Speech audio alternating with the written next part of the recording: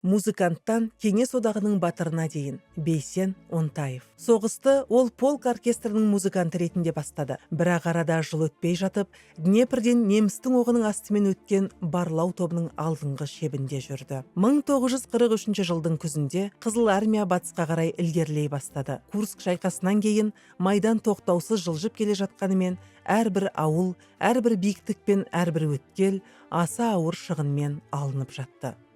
120-шы полктың барлаушыларының арасында қызыл әскер жауынгері Бейсен Онтаев та болды.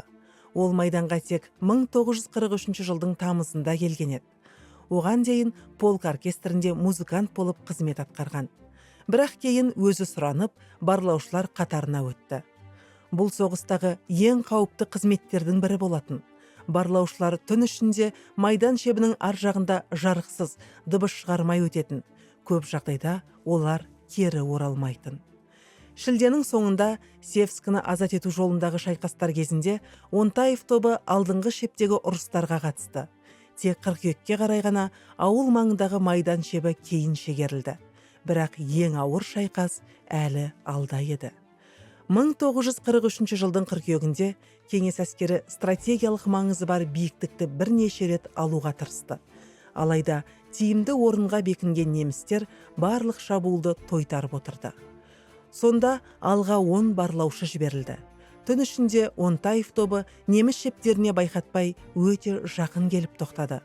Олармен бірге артиллериялық дайындық та, қосымша қолдау да болған жоқ.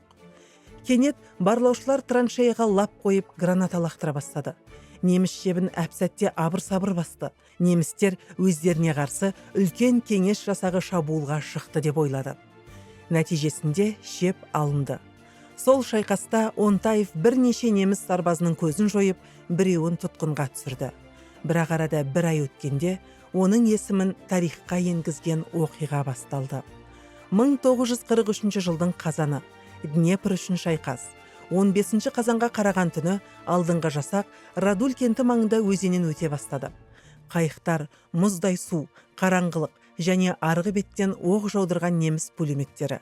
Бейсен Онтаев оң жағалауға алғашқылардың бірі болып шықты. Барлаушылар бірден неміс траншеяларына басып кірді. Қоян қолтық ұрыс басталды.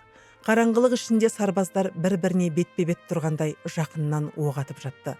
Бірақ ең ауыр сәт дәл таңмен бірге келді. Немістер кеңес жауынгерлерін қайтадан Днепрге ығыстыру үшін қарсы шабуылға шықты. Онтаев өз орнын бүркемелеп, жауды барынша жақын келтіріп алды. Тек содан кейін ғана автоматтан оқ жаудырды.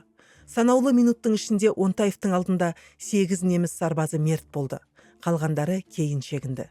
Бекінген шеп қолдан берілмеді. Арада 2 апта өткенде Бейсен Онтаевқа Кеңес одағының батыры атағы берілді.